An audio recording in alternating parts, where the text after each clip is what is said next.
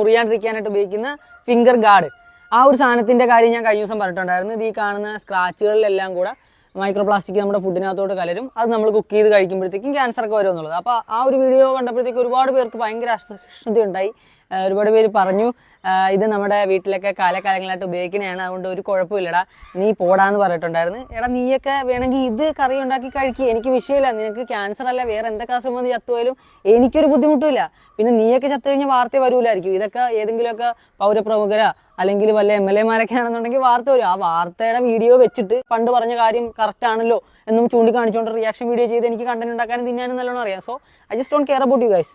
നീയൊക്കെ വേണമെന്നുണ്ടെങ്കിൽ ചെയ്താൽ മതി. പിന്നെ ഇത് ഉപയോഗിക്കാണ്ട് എങ്ങനെ കട്ട് ചെയ്യുമെന്ന് ഒരുപാട് പേര് ചോദിച്ചത് ഞാൻ കാണിച്ചു തരാം. ഇതിങ്ങനെ കഴുകിയെടുത്തിട്ട് ഇതിങ്ങനെ കട്ട് ചെയ്ത് കഴിഞ്ഞാൽ ഓൾമോസ്റ്റ് എല്ലാ പച്ചക്കറിയും കട്ട് ചെയ്യാം. അപ്പോൾ ഈ ഒരു സാധനം ഉപയോഗിക്കുന്ന അത്രയും സ്പീഡ് കിട്ടില്ലായിരിക്കും, പക്ഷേ ഈ സാധനം ഉപയോഗിക്കുന്ന അത്രയും പ്ലാസ്റ്റിക്കും വരില്ല. അതുകൊണ്ട് വേണമെന്നുള്ളവർക്ക് സേഫായിട്ടുള്ള ഹെൽത്തിയർ ആയിട്ടുള്ള മൈക്രോ പ്ലാസ്റ്റിക് ഒഴിവാക്കിക്കൊണ്ടുള്ള മാർഗ്ഗങ്ങളിലേക്ക് പോകാം.